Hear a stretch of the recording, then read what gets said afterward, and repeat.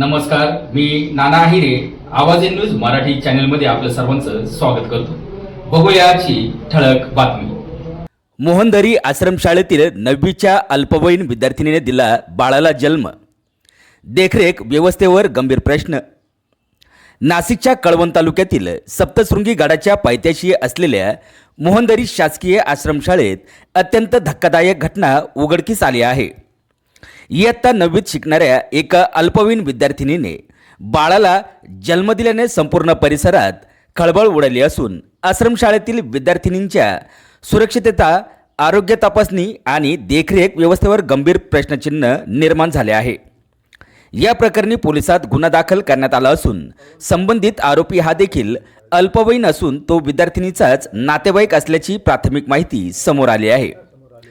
त्याला बाल न्याय व्यवस्थेनुसार बाल सुधार गृहात पाठविण्यात आल्याची माहिती आदिवासी विकास विभागाचे अप्पर आयुक्त दिनकर पावरा यांनी दिली. शासकीय माध्यमिक व उच्च माध्यमिक आश्रमशाळा मोहनदारी, तालुका कळवण, जिल्हा नाशिक येथील शासकीय आश्रमशाळेतील विद्यार्थिनीचं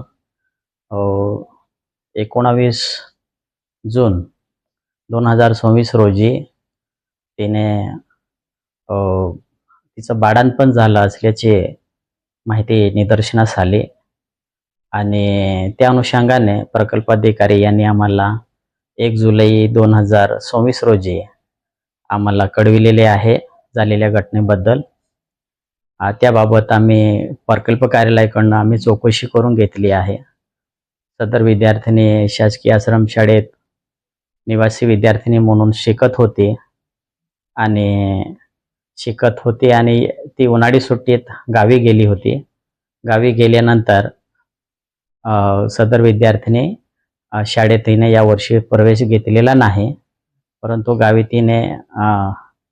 राहत्या गावी हे झालेलं आहे, तिचं बाळंतपण झालेलं आहे अशी घटना लक्षात आली आहे. त्याबाबत पोलीस स्टेशनमध्ये गुन्हा नोंदविण्यात आलेला आहे आणि संबंधित जे आहेत त्यांच्यावर पोस्को खाली कारवाई करून त्यांना बाल सुधार गृहात पाठविण्यात आल्याबाबतची माहिती आम्हाला मिळालेली आहे.